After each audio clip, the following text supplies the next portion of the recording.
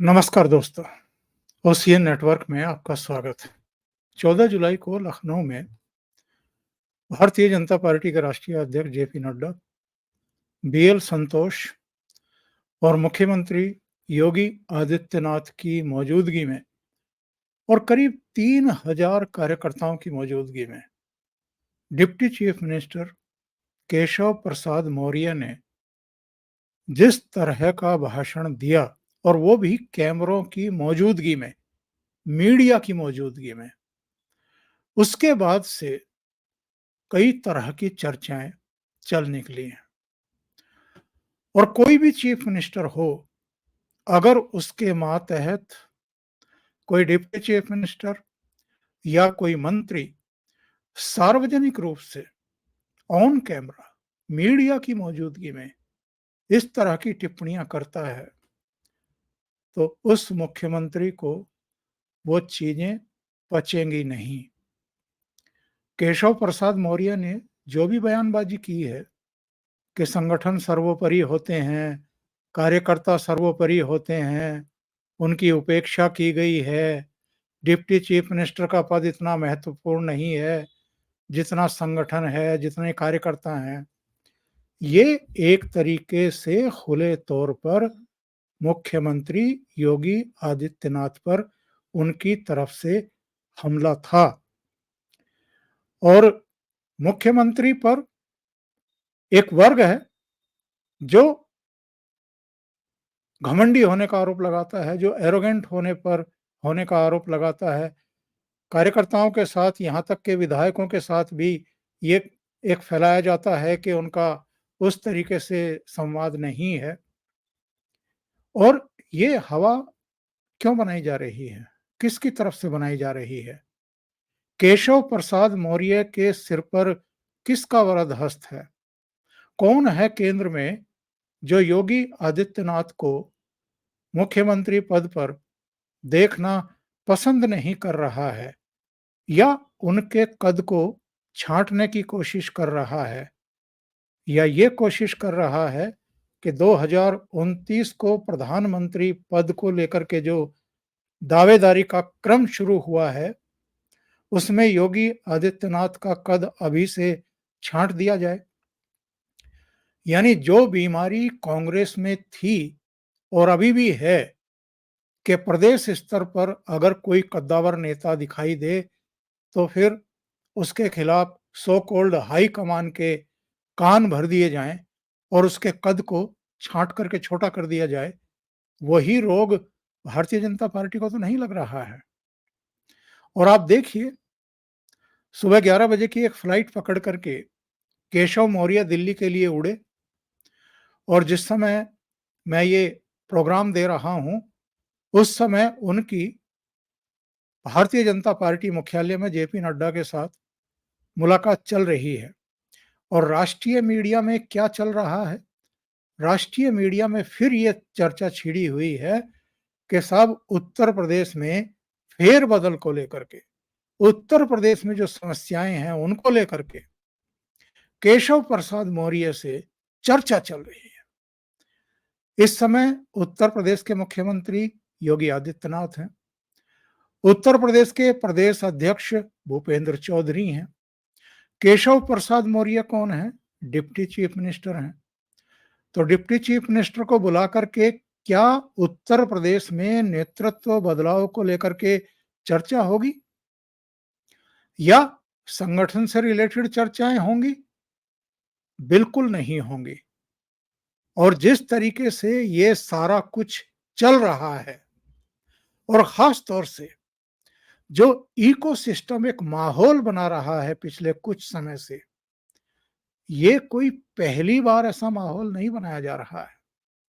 इससे पहले भी हम देख चुके हैं समय समय पर योगी आदित्यनाथ को लेकर के, उनको हटाने को लेकर के इसी तरह की चर्चाएं छेड़ी गई हैं, चलाई गई हैं और उनको दौड़ाया गया है। इसके पीछे साजिश क्या है? मकसद क्या है? और इसके पीछे कौन लोग हैं? ऐसा लगता है कुछ चीजें तो योगी आदित्यनाथ ने अपने भाषण में ही गिना दी थी। और इस बार योगी आदित्यनाथ भी आर-पार के मूड में दिखाई दे रहे हैं। क्योंकि बहुत बार हो गया, बहुत बार अफ़वाहें फैला ली गई, बहुत बार प्रश्रय दिए जा चुके और इस तरह की हवा बना कर के उनके कद और जो उनके कार्य हैं, जो उनकी लोकप्रियता है, उसको कमतर करने की साजिशें रची जा चुकी हैं। 4-5 बड़े कारण योगी आदित्यनाथ ने गिनाए हैं। उत्तर प्रदेश में इस बार लोकसभा की सीटें कम होने को लेकर के। और मैंने कल भी, आज भी एक कार्यक्रम में ये कहा, अंजू पंकज के साथ और हरि मोहन के साथ भी, कि अकेले उत्तर प्रदेश में सीटें कम नहीं हुई हैं भारतीय जनता पार्टी की। हरियाणा में 5 सीटें कम हो गई। राजस्थान में देखिए कितनी सीटें कम हो गई। महाराष्ट्र में देखिए कितनी सीटें कम हुई हैं। पश्चिम बंगाल में जितनी सीटें कही जा रही थी कि 30-32 तक सीटें जीत जाएगी भारतीय जनता पार्टी, वहाँ 12 सीटों पर सिमट गई, 6 सीटें घट गई। तो क्या वहाँ के लिए भी योगी आदित्यनाथ जिम्मेदार हैं या केंद्रीय नेतृत्व ही जिम्मेदार है? इसका आत्ममंथन केंद्र के लोगों को करने की जरूरत है। और उत्तर प्रदेश में भी सीटें जो कम हुई हैं, वो क्यों हुई है? कारण तो योगी आदित्यनाथ ने ही गिना दिए हैं। उनमें मैं कुछ और कारण भी आपको जोड़ूंगा।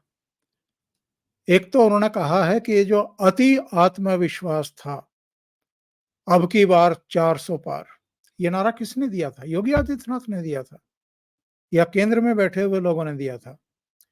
और इसका उल्टा असर हुआ।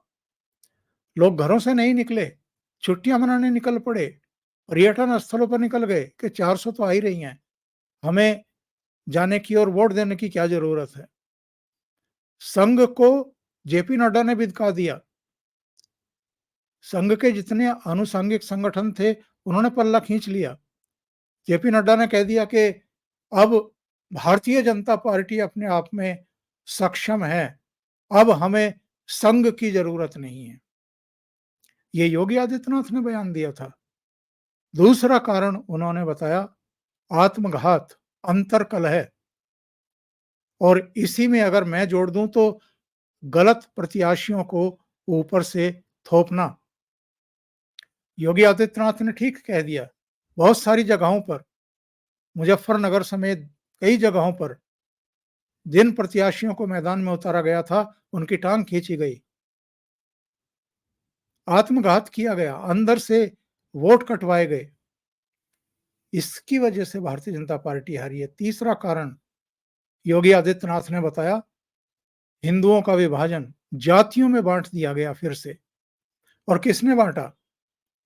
दुष्प्रचार ने, इकोसिस्टम ने, राहुल गांधी ने, अखिलेश यादव ने, उधर बिहार में तेजस्वी यादव से लेकर के तमाम इंडिया अलायंस के घटक दलों ने, जिन्होंने ये प्रचार किया कि साहब संविधान खत्म कर दिया जाएगा, 400 सीटें अगर आ गई, आरक्षण छीन लिया जाएगा, जातियों में बांट दिया गया। जो हिंदू प्राण प्रतिष्ठा से एकजुट दिखाई दे रहे थे, उनमें विश्व अमन किया गया। फिर योगी आदित्यनाथ ने चौथा कारण बताया, सोशल मीडिया का दुष्प्रचार। सोशल मीडिया पर जो कुछ कहा जा रहा था, उसकी काट नहीं की गई।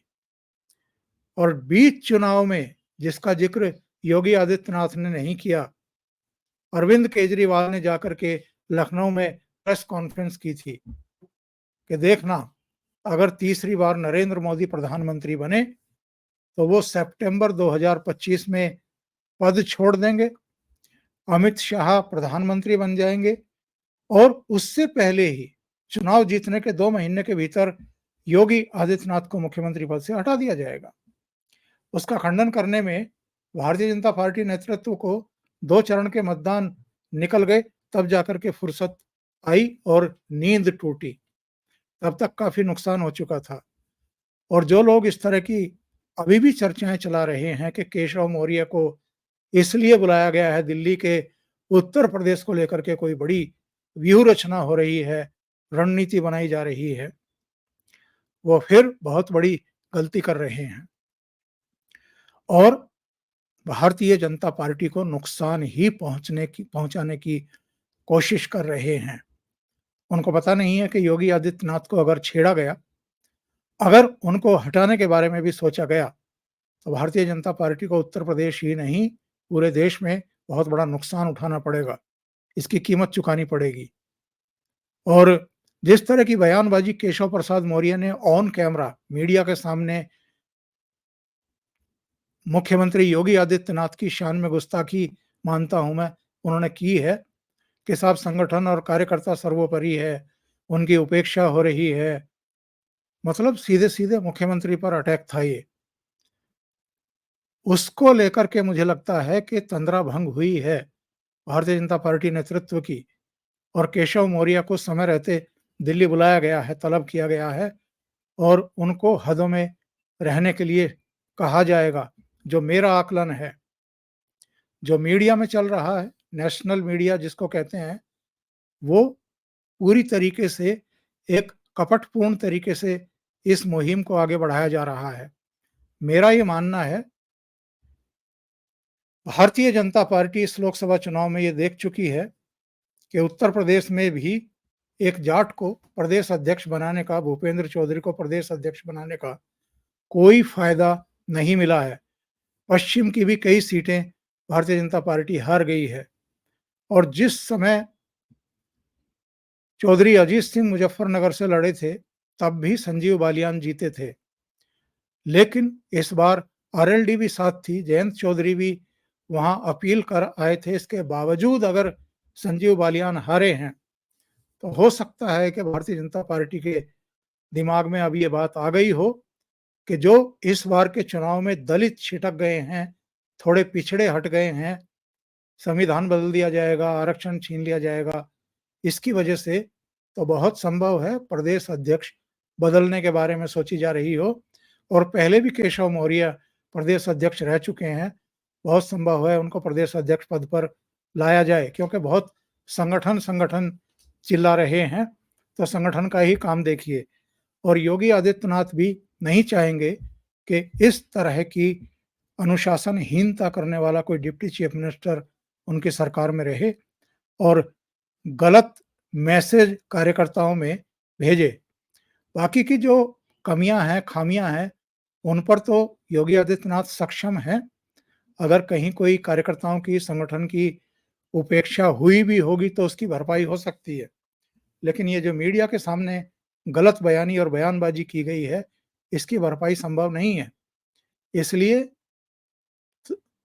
केशव मौर्य को किया गया है तलब, ना कि सलाह लेने के लिए उनको यहाँ पर बुलाया गया है और कोई बड़ा फेरबदल किया जा रहा है। बड़ा फेरबदल करेंगे और केशव मौर्य को अगर जैसी उनकी अभिलाषा 2017 में भी थी, वैसा किया गया, तो इसका बहुत बड़ा खामियाजा भारतीय जनता पार्टी को भुगतना पड़ेगा। अभी के लिए इतना ही। बहुत-बहुत धन्यवाद।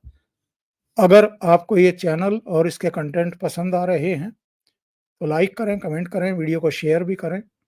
अभी तक अगर आपने ये चैनल सब्सक्राइब नहीं किया है, तो सब्सक्राइब कर लें और साथ में लगे बेल आइकॉन को दबा दें, ताकि आगे आने वाले वीडियो और उनके नोटिफिकेशन आप तक पहुंचते रहें। बहुत-बहुत धन्यवाद। नमस्कार।